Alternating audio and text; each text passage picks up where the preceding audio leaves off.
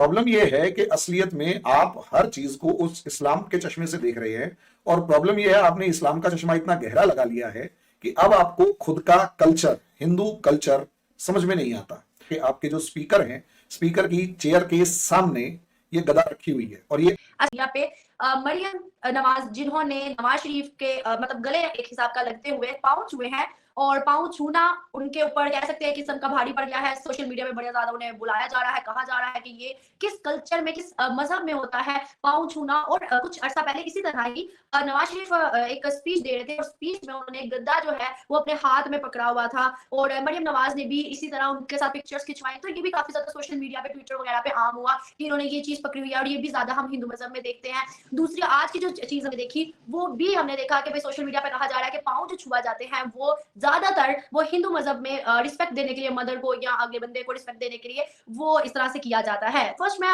हरिमोहन जी आपसे जानना चाहूंगी कि इस चीज को as a Indian, as a Hindu मजहब से रिलेटेड आप क्या समझते हैं कि पाकिस्तान में ये चीज किस तरह से वायरल हो रही है? देखिए अनम जी, रियलिटी ये है पाकिस्तान के अंदर दो चीजें वायरल हो क्यों रही है, मेरे को तो आज तक ये समझ में नहीं आया।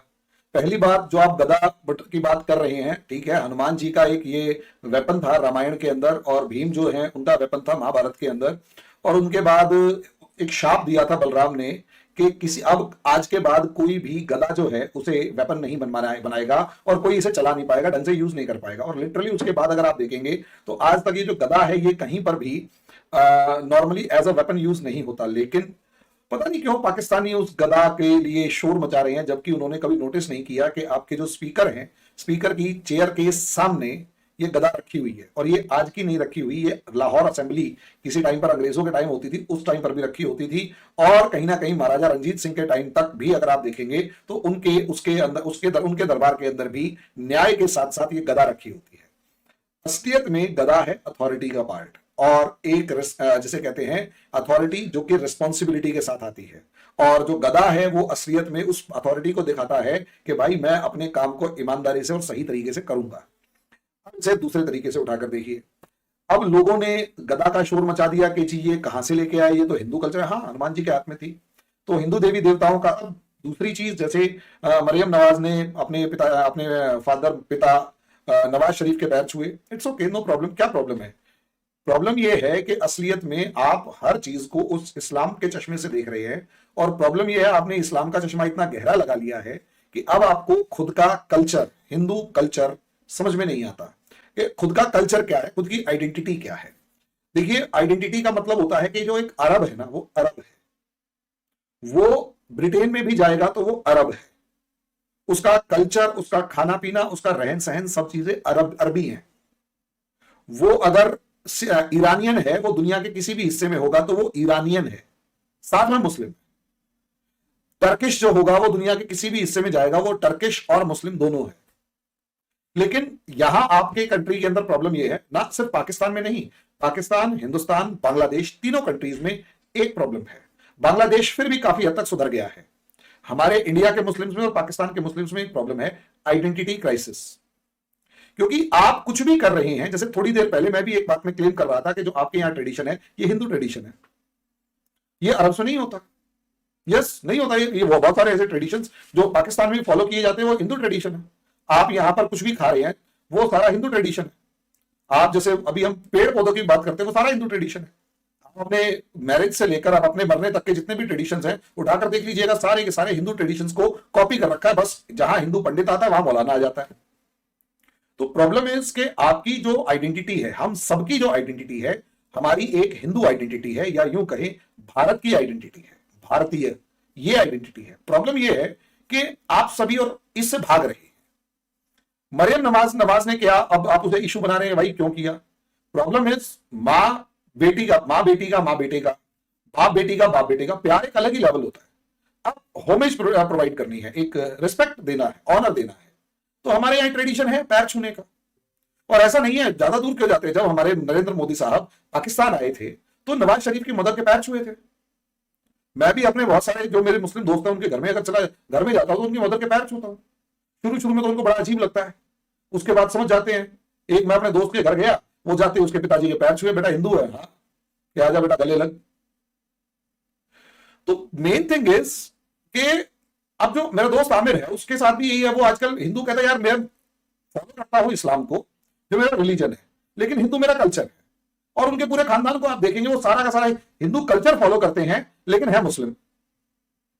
तो उसको अगर आप देखोगे ना तो उसे हिंदू से प्रॉब्लम, ना मुस्लिम से प्रॉब्लम।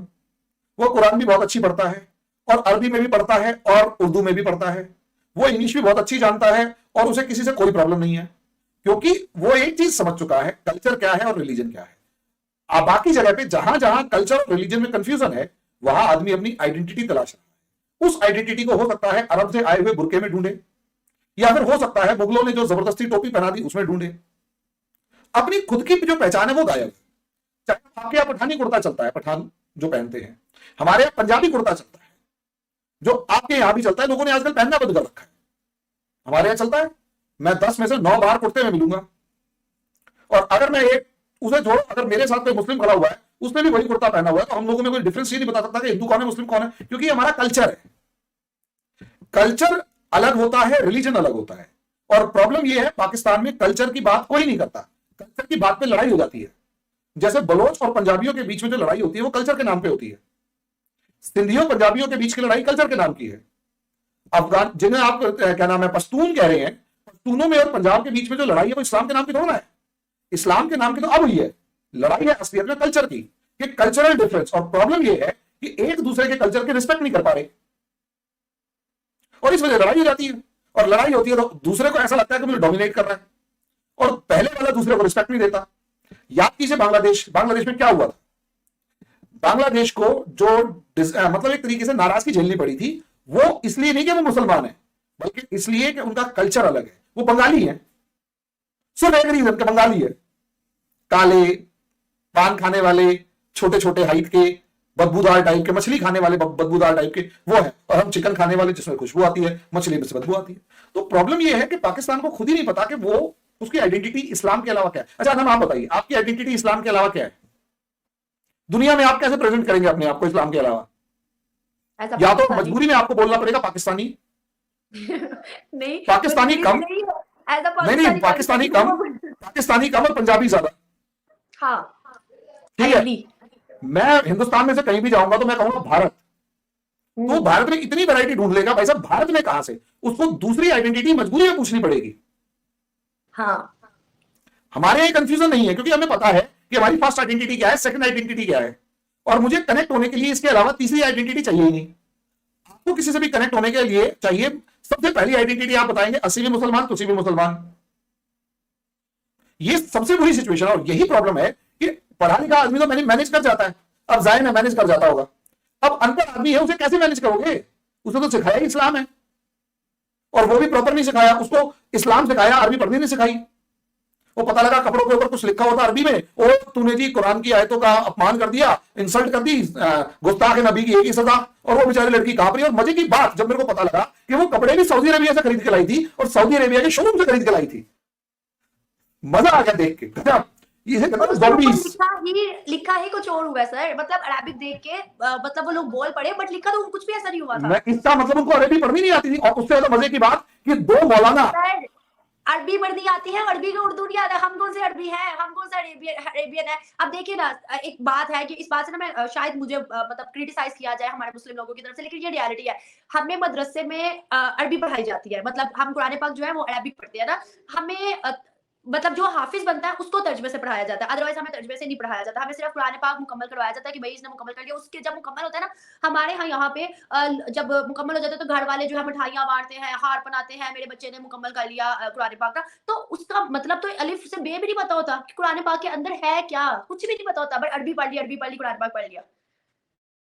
यही तो आपकी सबसे बड़ी कंफ्यूजन है अनम, और इसी कंफ्यूजन की वजह से आपके वो जो लोग हैं उन्होंने अरबी में कुछ लिखा हुआ देखा और उन्होंने उस लड़की को, लेडी को, औरत को मारने के लिए दौड़ पड़े। दूसरा और मजे की बात यह, दो मौलाना जाके कह रहे तू सॉरी बोल दे।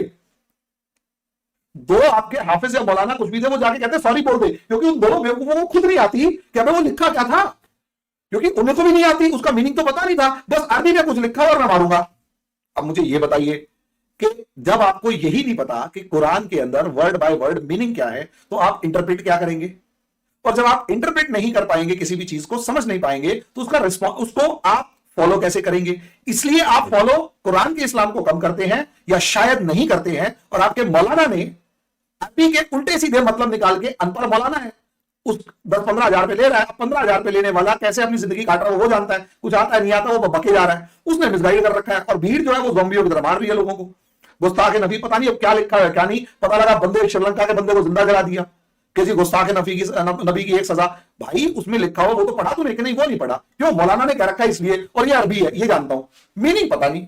गजब बात है। अच्छा कभी ऐसा हो कि अरबी की जगह कुछ हिब्रू जैसी कुछ चीज में स्टाइलिश में लिख रखा हो, और तब हिब्रू के नाम पे कोई मार दे फिर? मतलब क्योंकि अनपढ़ तो सारे ही है, पता तो उनको फिर भी नहीं है। तो ये एक प्रॉब्लम इसकी नहीं है, मरियम नवाज की नहीं है, या आपकी उस गधा की नहीं है, प्रॉब्लम उस कम्युनिटी की है जो क्रिएट की गई। और मुझे आज तक